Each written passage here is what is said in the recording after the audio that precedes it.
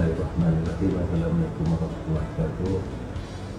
Nama saya Rusli waktu itu. Saya telah lebih kurang setahun kerja masuk kelas tajwid di sini.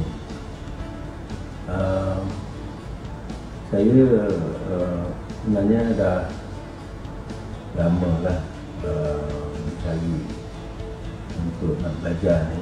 Jadi bukan tak belajar langsung, ada belajar tapi tak penuh lah.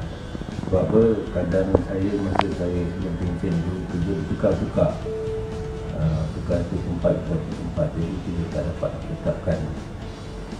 Jadi apabila saya dah pencen ni, saya dapat tahu dekat sini ada diadakan kelas tajwid. Jadi saya masuk. Alhamdulillah.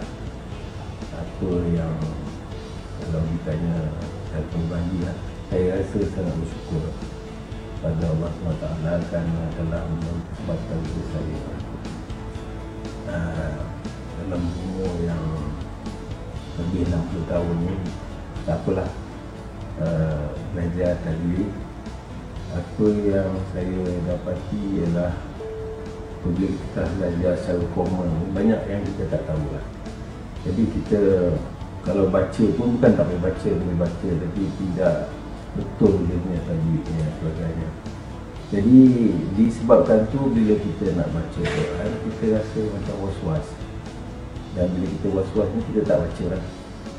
So, bila kita dah masuk kelas ni, kita tahu macam mana, apa panjang dia dan sebagainya, hukum-hukum. Jadi kita baca tu dengan lebih confident.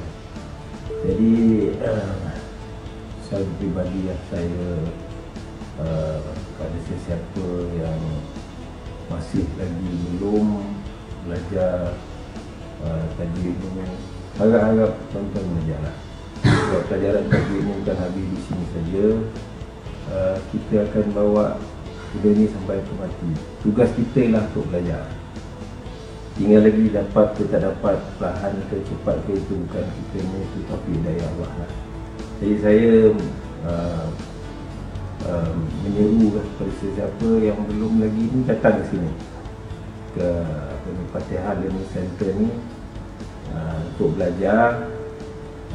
Jangan malu, jangan ni, sebab ialah untuk kebaikan diri kita sendiri, dunia dan akhirat. So mudah-mudahan insya-Allah tuan-tuan dan puan juga akan diberi taufik hidayah untuk datang belajar di sini. Sekian, terima kasih.